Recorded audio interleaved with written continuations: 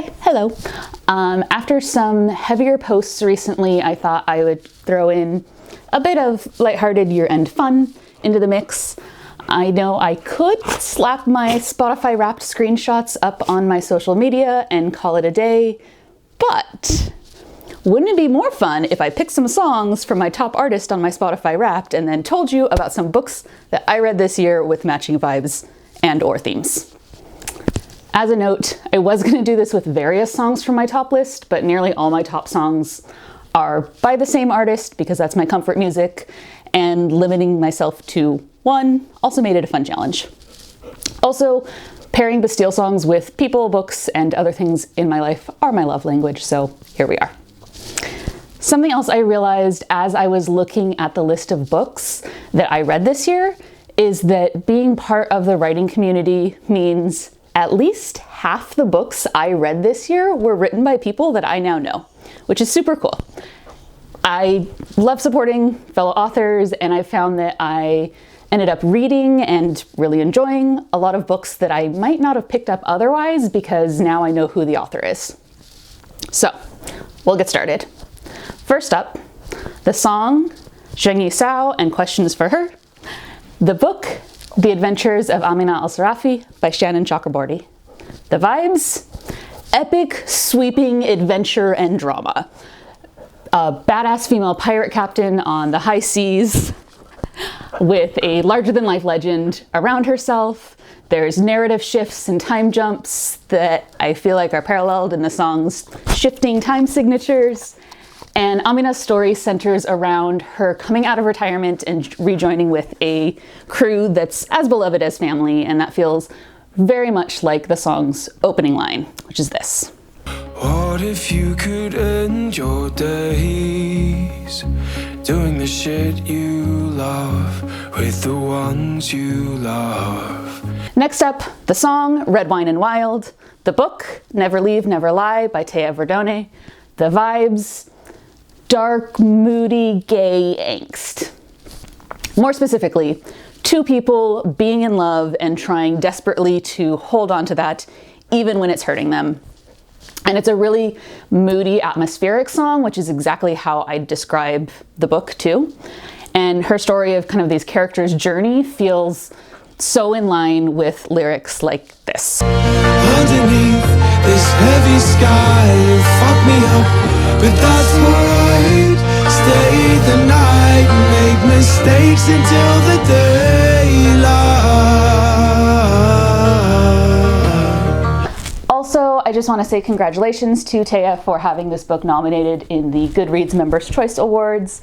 And if you're interested in buying the book, she's shared that proceeds from the sales of the hardcover will go to the Center for Black Equity. So next up, the song Eve and Paradise Lost, the book Made for You by Jenna Satterthwaite, the vibes, women wronged and women's wrongs.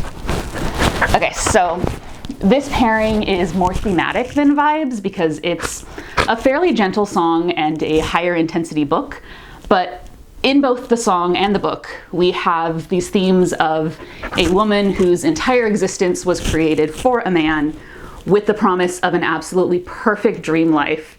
And as her world falls apart at the hands of men in her life, her feelings and experiences are constantly gaslit, and somehow all of the blame for everything going wrong falls solely on her. So here's a snippet of lyrics to give you a taste of kind of that dream life turned isolating experience. Who'd have known that I'd be carrying our babies and our sins? No one warned what it feels like. Had no mother, sister, friend. You said calm down, rolled your eyes at pain you'll never comprehend. All right, so now we have the song, Laughter Lines, specifically the MTV Unplugged version, the book, Wherever the Stars Call by S. Jean, and Even If We're Broken by A.M. Wield. Vibes. Okay, so yes, I cheated and picked two books for one song. This is actually one of my favorite songs ever, and I do feel like it fits each of these books in different ways. So it reminds me of the queer platonic ride or die relationships of Wherever the Stars Call, and of the second chance love of Even If We're Broken. Vibe-wise, this particular arrangement of the song is a very gentle, soft version, which also fits with these two books, which are very full of heart and emotion, but in a way that's very kind to the reader and leaves you feeling hopeful.